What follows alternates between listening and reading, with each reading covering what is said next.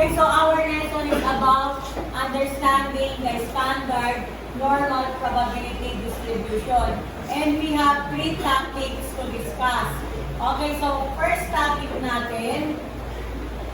So our first topic is how to find out the equivalent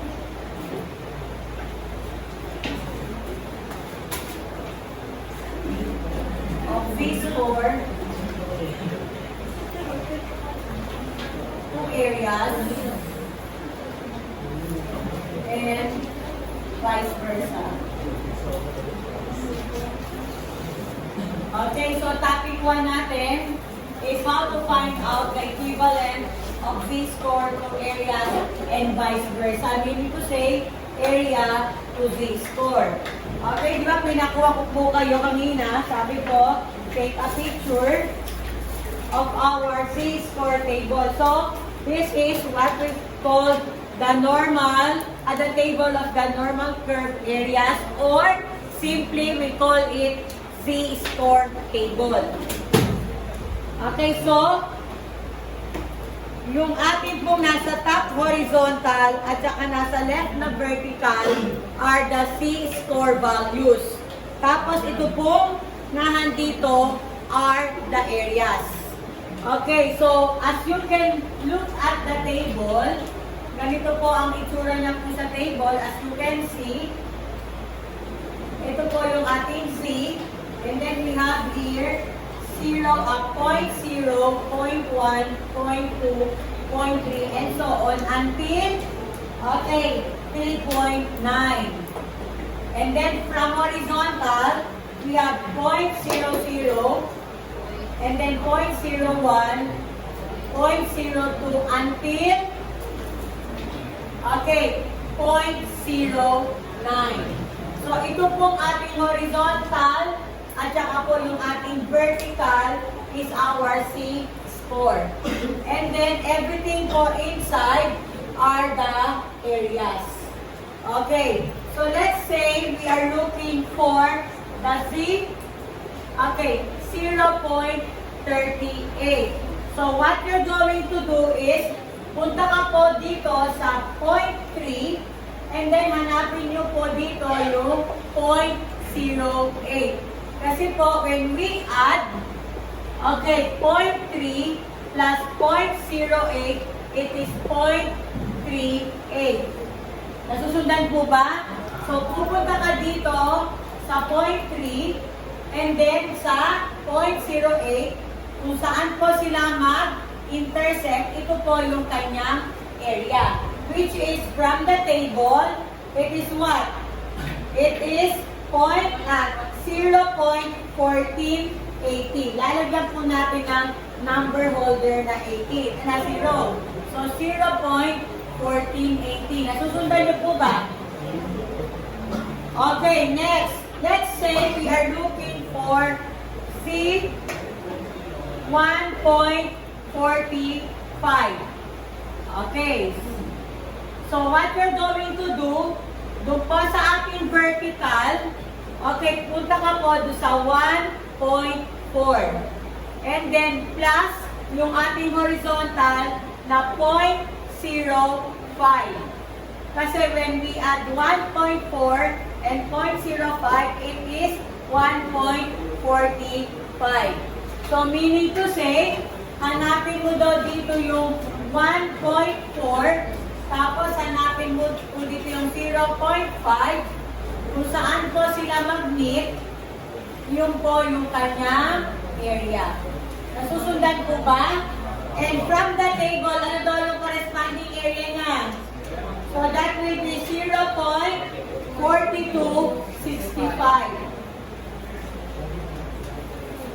Okay, now, number 3, hanapin nyo nga po yung kanyang corresponding area of 2.49. So, what is the corresponding area of 2.49? So, ano daw yung kanyang area? 2.49? 0 point what? 0.0 Oy, 49, 36. So, ang equivalent area doon niya ay 0.4936. Nasusundan po ba? Okay, take a look at number 4. Let's say we have 3.27. What is its equivalent area from the table? What is the equivalent of 3.27? And that is what? 0.499946. So, area po doon ay 0.499 ba? And then ano pa? 46. Okay.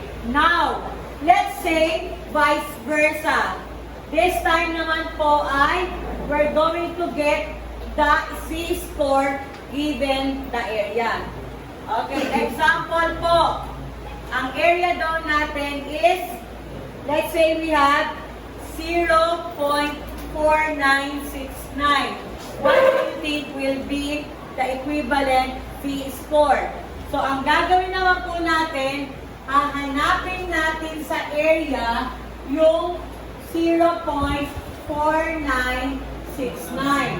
So, after po natin na-locate yung 4969, okay, after po natin ma-locate yung 4969, tingin po tayo sa kanyang left, papunta doon sa first column, and that is 2.7. Tapos tingin po tayo sa taas, at ang sa taas po niya ay 0.04. Bali po, yung ating pong 2 points, bali po ang ating pong 0.4969 is C2.74. Bakit po daw? Kasi po ito po ay makikita sa 2.7, tapos po sa point, okay. Dito po yan makikita. May nakasulat po dito, hahanapin natin yan. Yan yung given. Nakalagay po dyan ay 0.4969. What you're going to do, hanapin mo muna ito kasi ito yung given. Okay, punta ka po sa vertical ng ating Z column, and that is 2.7. And then, punta ka, akyat ka, kung saan siya nakatapat, horizontal, 0.04. And then you add 2.74. Nasusundan po ba? Okay. So, give me the Z-score of 0. Area. Okay. 0.1720. Okay, 1772. What is the equivalent Z-score of 0.1772 from the table? 0.46. 0.46. Kasi po, pag natin, makikita po natin yan, dito po, okay, punta ka dito, 0.4, tapos dito, 0.06. Kaya po, equivalent po niya ay 0.46. Now, what if dalawa po yung area na magkamuka? Just like po, okay, let's see, kung hanap tayo yung 0 point area, 0.4979. Okay, hanapin nyo nga po yung equivalent C-score ng 0.4979. Ano daw yung kanyang C-score? Ang C-score po niya ay ano? 2.8. Ano sa taas niya? 6. And the other one, 2.87. Tama po ba? Okay. Now, if we have two same areas or more than two same areas, the first C-score po ang ating lalagay na ka-equivalent. Nakakaintindihan po ba? Yung una pong C-score ang ating pong gagawin ka-equivalent. Same with the C-score. Halimbawa po, yung C-score ay dalawa po yung kanyang area. Yung unang area po ang ating susunod. natin. Is it clear? Okay, iyan po yung how are we going to find out the equivalent of z-score to areas and vice versa. So, kailangan po natin mag-provide ng hard copy ng z-score table. Nagkakaintindihan po ba? Hindi po pwedeng gamitin ang nasa cellphone. For the meantime lang po yan. Nagkakaintindihan po ba? Okay, next. Okay, kasama rin po natin dito sa ating topic 1. Okay, kasama din po sa topic 1 is visualization of the standard normal probability distribution, or what we call the z-table, z-score. Okay, ito naman po. So sa topic 1 is how to find out the equivalent of z-score to areas and vice versa. Yan na po yun. This time, visualization naman po of the standard normal probability distribution. Meaning to say, we're going to visualize, illustrate, or sketch according to the given scenario or cases. Okay, example po, dito sa pangalawa na included pa rin po sa topic 1. Okay, first po, let us first visualize or determine how a normal probability distribution looks like. Okay, it looks like a bell shape. Or sa akin, hindi ko po tinatawag na bell shape yon. Sa akin ay snail shape. Kasi para siyang snail. Yung parang shell ng snail. So, ganito po ang itsura po ng ating standard normal probability distribution. Tapos, yung kanyang pong horizontal axis ay never po niyang na-touch itong curve. Hindi po siya nakatouch sa curve natin, ha? So, it extends indefinitely in both directions. So, parang nga siyang snail. Ganyan lang po siya. Pero, never po niyang natatouch yung horizontal axis. And then, it is symmetrical. So, pag sinabi natin symmetrical, ibig sabihin congruent. Ibig sabihin, ano po yun? Same shape, same measurement. Okay, parang hinati natin ng parehas na parehas. Nakakaintindihan po ba pag sinabi natin symmetric or symmetrical? So, ibig sabihin, kung ano po daw yung shape nung nasa right, yun din po daw ang shape ng nasa left. And then, yung kanya po daw middle, nandito po daw yung mean, median, and mode. Nandito po lahat yon. Okay, so this is our mean. Yung center po niya ay 0. Tapos gagawin natin 3 gaps to the right and 3 gaps to the left. 1, 2, and 3. 1, 2, and 3. So it means 1, 2, 3, negative 1, negative 2, negative 3. Since it is symmetrical, ibig sabihin, yung sukat daw ng positive 1 at negative 1, parehas lang.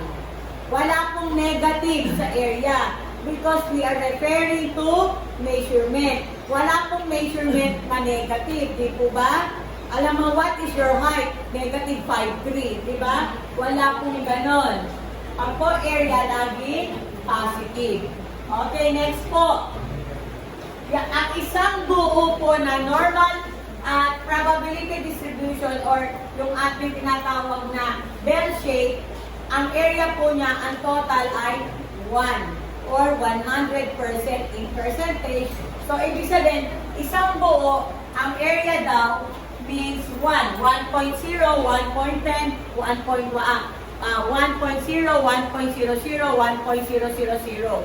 Since ang isang buo daw ay 1 at ito ay symmetrical, it means yung kalahati daw ay 0.5, 1/2. And the other half is also 0.5. Nagkakaintindihan po ba? Kasi nga po, ang isang buo, kalahati, since symmetrical siya, hating-hati, ang kalahati daw ay 0.5, yung sumunod, yung isang kalahati din ay 0.5. Okay, now, pupunta na tayo ngayon. So, these are the parts of the standard normal distribution.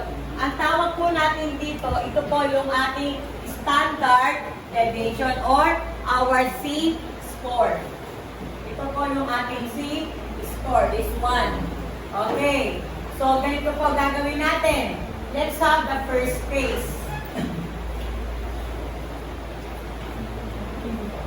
So, still in topic 1 to, ha? Okay, so, let's say we have here case number 1.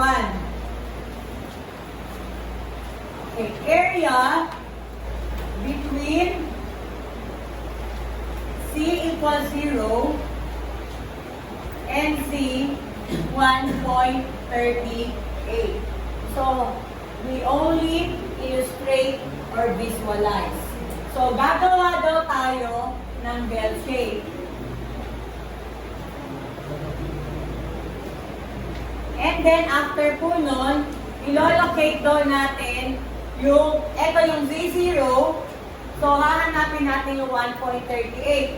Again, this is 1, 2, and 3. So, where is 1.38? Okay, inside 1 and 2. So, estimate na lang natin. So, ayan po yung ating 1.38. So, since it is between C0 and C1.38, saan daw tayo mag-shape? Anong area yung ating hinahanap? Ito po yung ating area na ating tinutukoy. So, this area is between C0 and C1.38. Nasusundan po ba? Now, let's have our case number 2. Let's say area above C negative 1.59. Okay. So, ito naman daw yung ating i-visualize. Area above C equals 1.59. Gagawa daw ulit tayo ng normal curve.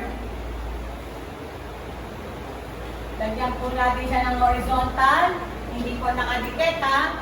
Then we have 0, 1, 2, 3. Then negative 1, negative 2, negative 3. Ilolocate natin itong C negative 1.59. Siyempre, dito yung sa left side. So, that is inside negative 2 and negative 1. But closer to negative 2. Kasi more than half na po siya ng negative 1. So, either, nandito po yun. Okay. Since it is above, where do you think, in what will be the area? Is it going to right or going to left? Pag po sinabi natin above, it is beyond or more than. Okay, so it means to the right of negative 1.59. So everything on its right, yung ating pong tinutukoy. So ayan po yung sinasabi na area above negative 1.59. Nasusundan po ba? Next. Case number 3.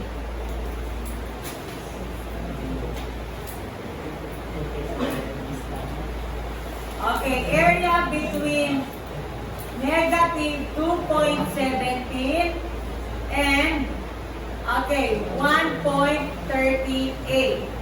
So again, gawa po ulit tayo ng okay, normal curve shape.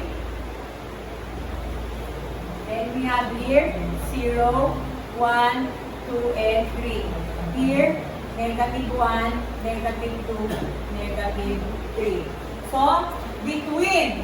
So, locate daw muna natin yung negative 2.17. So, nandito yun.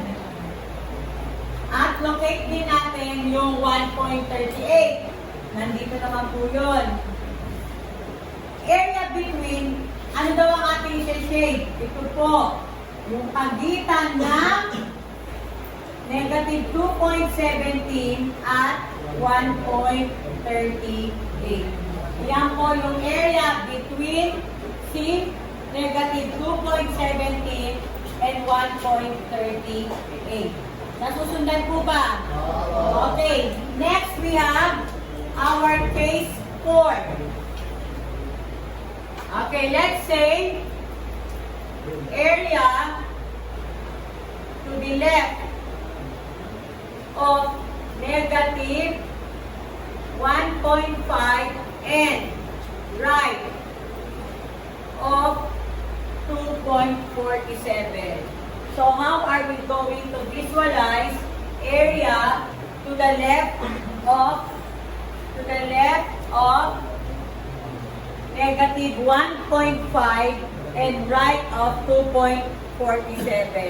So, gawa daw ulit tayo ng normal curve shape. So, ang gagawin po natin, locate doon natin yung negative 1.5. So, nandito po yung negative 1.5. At yung positive 2.47.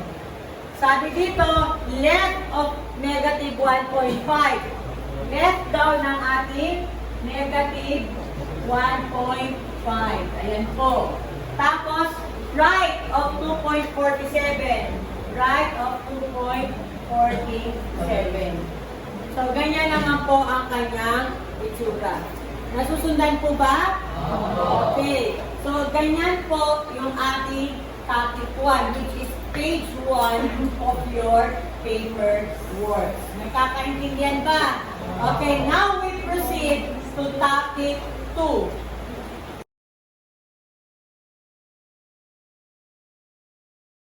Naman is find the area. Okay, percentage of the covered areas and percentage of the uncovered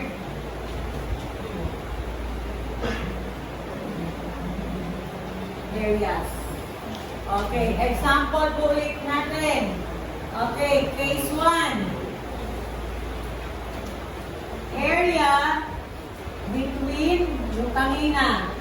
Okay, between C0 and let's say C negative 2.4. So again, ang first step, we have to visualize. Kasi po, pag mali po ang pag-visualize natin, mali na po ang pagkuha natin ng area. Kasi when we visualize, we target the shaded parts. Kasi yun po yung area na pinapahanap. So, visualize po natin. Gawa po rin tayo ng normal curve.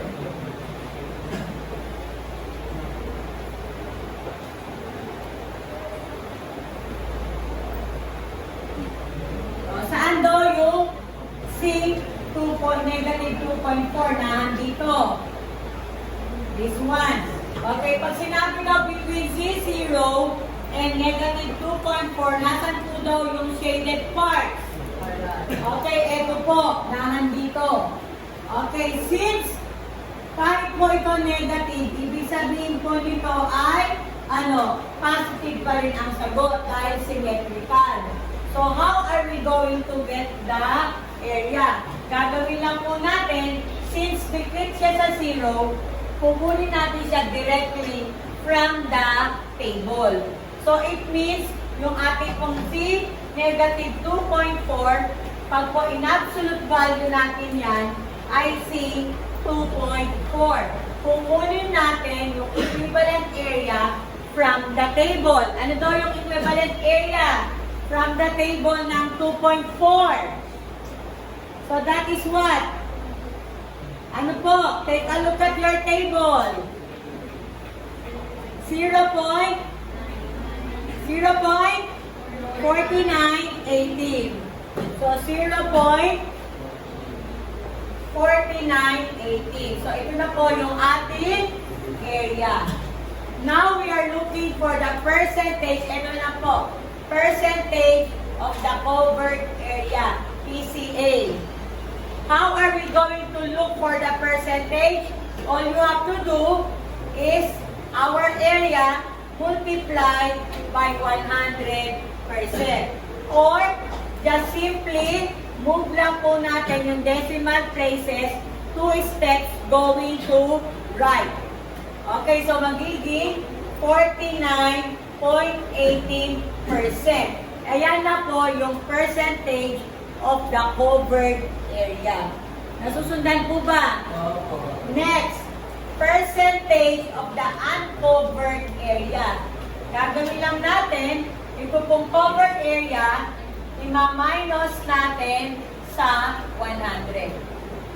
So, ano daw yun? No calculator use. Lagyan lang natin ng dalawang zero. Then we have 49.18. So, we have 10,990. 10 minus 8, 2, 8.05. So, that is 50.82%. There must be a percent sign kasi we are looking for the percentage. Tandaan, ang PCA at saka po ang PUA pag inad 100%. Nakakaintindihan po ba? Ibig sabihin, yung covered area, ito po daw ay 49.18% lang daw ng isang buong curve. Nakakaintindihan ba? At yung mga uncovered ay 50.82. Ibig sabihin, lamang pa po yung uncovered sa covered. Mas malaki daw yung covered area, mas malaki daw yung uncovered area sa covered area in this case. Nakakaintindihan po ba? Next. Nasusundan? Okay, case 2. Okay, area below C 1.94. So, area below C 1.94. Again, visualize natin. Okay, saan daw nandun yung 1.94? So, we have 1, 2, 3, negative 1, negative 2, negative 3. So, nandito po yung 1.94. Saan ako magse-shake? Sa left or sa right? Left. Okay, kasi po ay below. So, ibig sabihin, everything from 1.94 on its left, yun po yung area na hinahanap natin. Ayan po. As you can see, na-cover na po yung isang buong kalahati. Ano daw sabi ko, kapag buong half daw ng area, ano daw ang equivalent nun? Pag daw yung buong kalahati, anong equivalent nun? 0.5. So, ibig sabihin, this area 1, yung buong kalahati ay 0.5. Tapos ito daw na area 2. Para makuha yung area 1 plus area 2. Ano daw uli yung area 1? Area 1 is 0.5. Now, we are looking for area 2. Ang area 2 daw ay C. Okay, 1.94. Ito daw yun. Yung area 2. Yung C, 1.94. So, from the table, ano daw yung 1.94 ulit? So, that will be 4738. So, 0.4738. And then you add.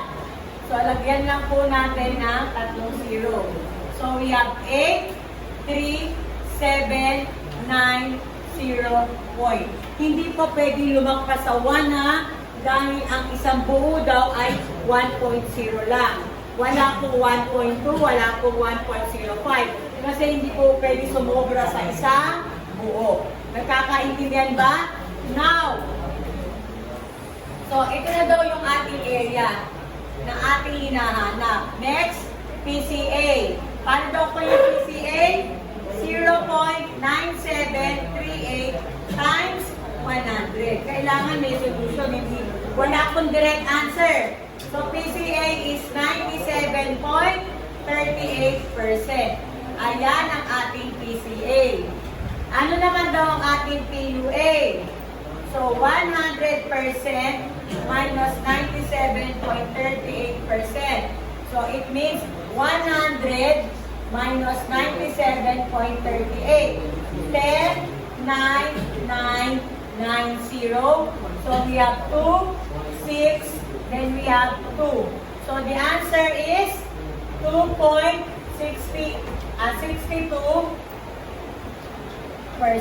Ayan po yung uncovered area, which is napakarampot na lang. Nagkakaintindihan ba? So, ito po yung 2.62%. Ito naman po yung 97.38%. Nasusundan po ba? Kung paano kinukuha yan. Okay. This time, in your own case, kunin nyo nga po ito. Area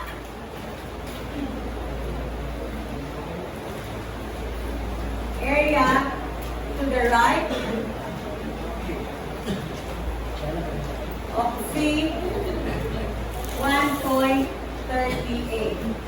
What is area? Okay. Area to the right. Bali po ano? To the right lang pala. Bali yung ating case 3. Okay. Case 3 po natin is to the right of Z 1.38. Case 3. Hahanapin po natin yung area, percentage of the covered area, and percentage of the uncovered area. Sige nga po. So, unang-una, ang step 1, visualization. Tapos, finding the area, finding the percentage area, and finding the uncovered area. So, ayan naman po ang lesson 2, topic 2. So, visualize nyo po muna. Okay. Ano daw itsura po nito? So, gawa po tayo ng bell shape. Maging katotohanan naman po yung bell shape nyo, ha?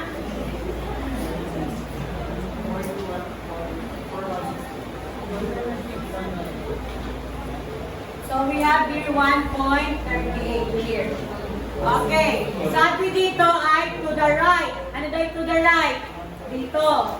So, ito daw ang ating shade-shadean. So, how are we going to look for the area?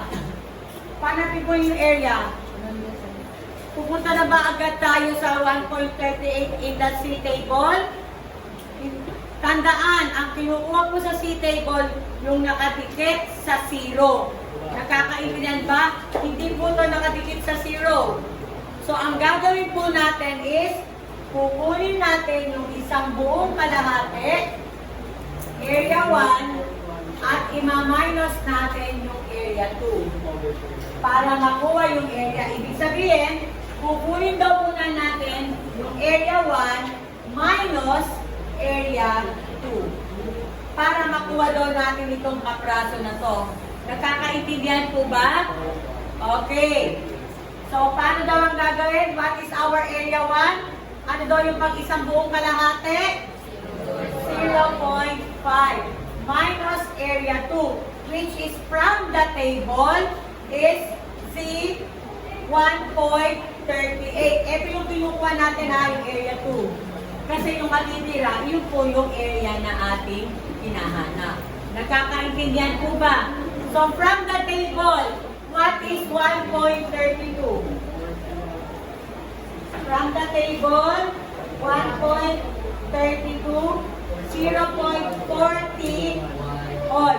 4066, diba? 1.38 pala. 1.38, 41, okay. 38? 1?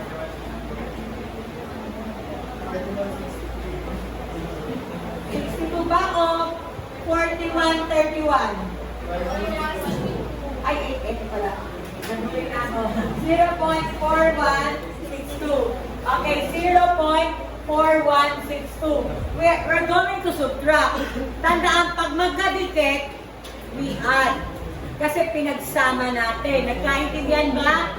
Pero pag far from the mean, okay, we subtract. So, pag tayo nag-subtract, no, calculator use 0, 0, 0. Then borrow, so magiging 10, 9, 9, 4. So, 10 minus 2, 8, 9 minus 6, 3, 9 minus 1, 8, and then 4 minus 4, 0. So, our area is, okay, 0.0838. Nasusundan po ba? Next, ano daw yung ating percentage of the covered area? 0.0838 times 100. So that is 8.38%. What is our percentage of uncovered area? 100 minus 8.38. So that will be 91 point, 62%.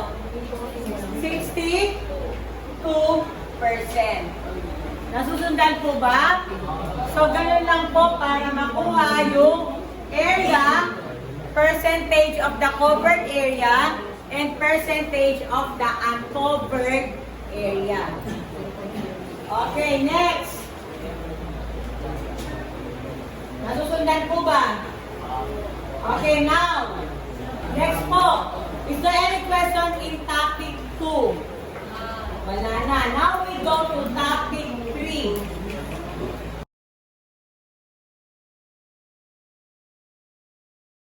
Solve for Z value, X value, okay, mean, and standard deviation. Okay, our formula, isa lang po. Isa lang, kahit marami ko yung pinahanap. Is Z X minus mean over standard deviation. Example po natin. Okay.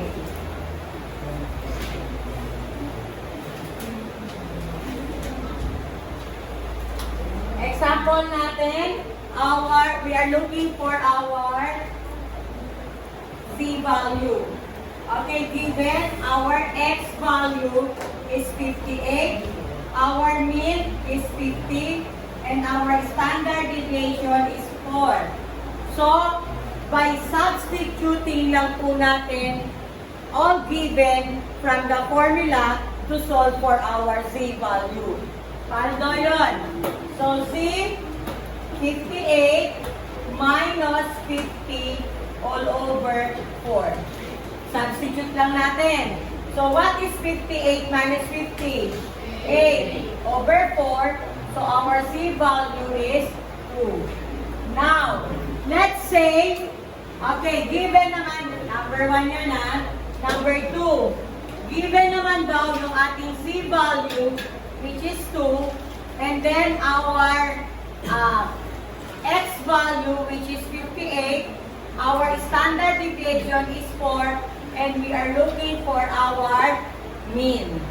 Mean naman daw ang hinahanap natin. Again, stick lang tayo sa formula na to. Wala na po tayo iba pang kakabisaduhin. Ito lang po. Isa-substitute lang natin one by one. C, 2, equals to 58 minus mean all over 4. Yun ang ating problema. So, kailangan daw, our target is how are we going to get the mean? By eliminating everything, okay, near or closer to our mean. tanggalin. Kailangan at the end, mean lang ang matira at nasa left side siya. Ganyan po ba? So, first target natin, eliminate 4. So, how are we going to eliminate 4? By multiplying both sides by 4. So, 4 times 2, 58 minus mean over 4 times 4. Para matandang natin yung 4 sa ilalim. So, what is 4 times 2? 8 is equal to 58 minus mean. Next, eliminate 58. How are we going to eliminate 58? Both sides minus 58. Okay, so both sides minus 58. Para matanggal yung 58, di ba? Kapag magkamukha, isang plus, isang minus, eliminate. So, 8 minus 58. Negative 50 kasi mas mataas yung, mas mataas yung pangalawa sa una, right? So we have negative 50 is equal to negative mean. Okay, eliminate yung ating negative kasi ibig sabihin both sides divide by negative 1. So the answer is 50 equals mean, interchange para po maging standard, mean is equal to 50. Nasusundan po ba? Next. Let's say we are looking for the x-score. So, x-score naman daw ang nawawala. So, Z2, mean 50, standard 4, and we are looking for the z-score. Again, stick to the formula. What is our z? 2. Our x value, which is what we are looking for. So we have x minus our mean, 50 over 4. Again, our target is the variable x. Kasi yun po yung ating hinahanap. So, eliminate 4 by multiplying both sides by 4. So, what is 4 times 2? 8. X minus 50. Eliminate minus 50. Kasi x lang dapat ang matira. How are we eliminate minus 50? Both sides plus 50. Kukontrahin lang natin para po matanggal. Nakakaintindihan po ba? And what is 8 plus 50? 58 equals x. Interchange natin. So, x is equal to 58. Nasusundan po ba? Then, the last one is what? Number 4. As you can see, isang number lang yung ginagamit natin, ha? Just showing you na kahit na isang formula lang, masosolve natin lahat. Hindi natin kailangan magkabisado ng maraming formulas. Nakakaintindihan ba? Okay, number 4. Hinahanap natin C2. Okay, x score is 58. Mean is 50. And standard naman ng ating hinahanap, which is must be 4. Okay, paano daw naman yun? Stick to the formula. C2 equals 58 minus 50 all over standard deviation. This time, okay, what are we going to do? Gawin lang natin, pagpalitin lang natin siya ng pwesto. Okay, switch lang natin. So, standard 58 minus 50 all over 2. Then solve. 58 minus 50. 8. Divide by 2. Okay, and that is 4. Nasundan po ba? So again, from all given, isang formula lang po at ito lang po. Kaya wala po tayong gagamiting index card. Kasi hindi po natin kailangan ng maraming formula.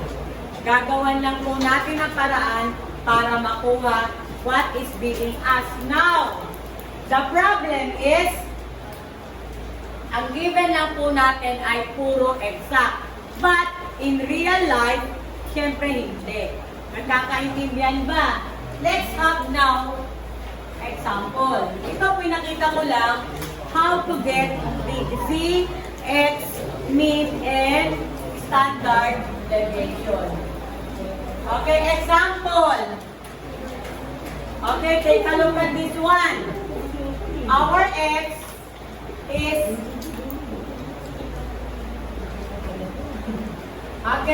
our X is 53.5.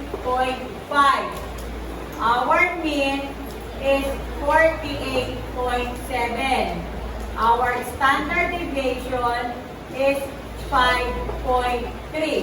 So what will be our Z score? Answer, nearest tens.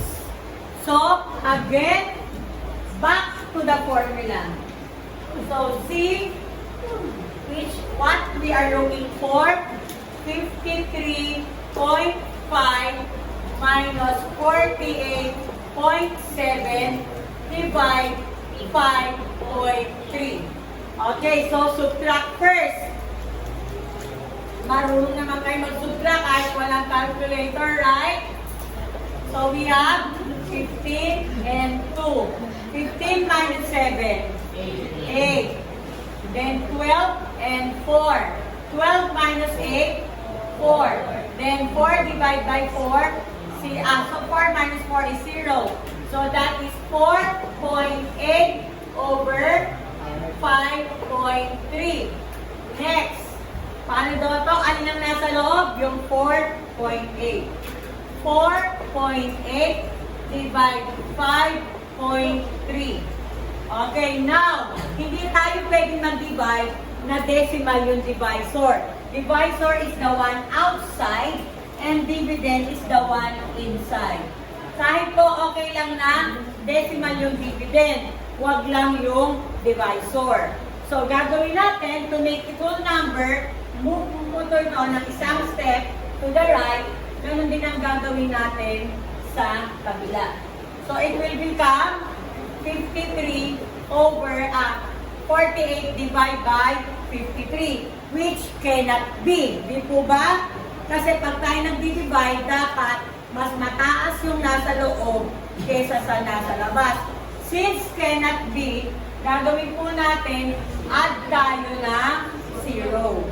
So, yung first 0 doon natin na in-add ay decimal point. Naintindihan po ba? Now, how many 53 are there in 480? So, let's start with 5. So, we have 15, 25. Add another 53. So, we have 308. Another 53. 361. Another 53. 414. Another 53. Okay, 467. Magawa na kayo ng ganito kasi para mas madali. Okay, kaya naman 10th place lang, kaya wala nang problema. So, 480, ilan daw yun? 5, 6, 7, 8, 9. So you write 9, write 4, 6, 7. So, 4, 6, 7. Then you subtract 10, 7. So, that is 3 and 1. Add 0, baba. 130, saan daw makikita ang 130? Wala pa dito. So, 53 times 2 is 106. Pag pinagdagan pa natin ng another 53, lagpas na sa 130. So, that is 2. Since, sabi ko, answer in the nearest tens, final answer is C, approximately 0.9. Nagkakaintindihan po ba? Kasi po, yung 2 ay less than 5. We cannot add 1. Gagawin lang po natin itong 10, magiging 0, magiging 1, if our 2 is 5 up. Nagkakaintindihan po ba? Pag po 2 below, hindi po natin dadagdagan yung nasa ating pong text place. Nagkakaintindihan po ba? Is it clear? Okay, next. Last one. Mas parang mga nag-uuwian ng lahat. Rin ba tayo? Oo. Tigilan natin to? Oo. Last one na. Okay, next. Okay, makinig. Our Z is 3.5. Our standard is 4.8. Our mean is 28.4. What is our X score? So again, by the formula. Ano po daw by the formula? So we have 3.5 equals X minus 28.4 over 4.8. Ano daw ginawa natin dito? What are we going to eliminate first? The 4.8. How are we going to eliminate? Multiply both sides by 4.8. So, parang lang po tayo nag-multiply ng 48 times 35. Kaya lang, imumove lang natin yung decimal point. Para pong 48 times 35. So, that will be 40, 24. Add 0. So, we have 24, 12, 14. 0, 8, 6, 1. 2 decimal places. 16.8 or 16.80. So, we have 16.8 is equal to X minus 28.4. Then, what are we going to do? What are we going to do next? Both sides plus 28.4. So, cancel natin yan. 12, 15, 45. So, our X is 45.2. So, that will be the value of our X. Okay, last one. Okay, next. Okay, next. Z. Okay, 2.4. Then we have 3.9. Then we have 28.2. What will be our mean? So again, by the formula, 2.4 is equal to 28.2 minus mean over 3.9. Again, what are we going to do? Okay, multiply 2.4 by 3.9. So both sides multiplied by 3.9. So parang 39 times 24. So we have 9 times 4 is 36, 12, 17. Then we have 18, 6, 7, 6, 5, 9.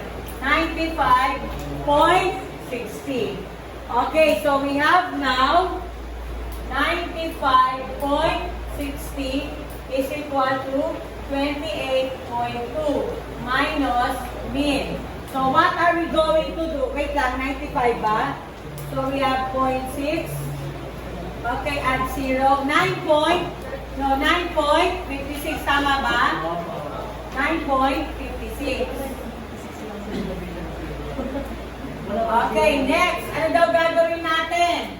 Both sides minus 28.2. Okay, so pag mas mataas yung pangalawa sa una, subtract lang natin ang pabaliktad, pero negative ang. Okay, sagot. So parang magiging 28.20 minus 9.56. So magiging 10, 1. So we have 4. So we have 11, 7. So we have 6, 17, 1. So we have 8, 1. So magiging negative 18.64. Negative mean. Tanggalin natin yung negative sign. So our mean is 8. Is it? Hindi tayo nag-approximate, right? So equal to 18.64.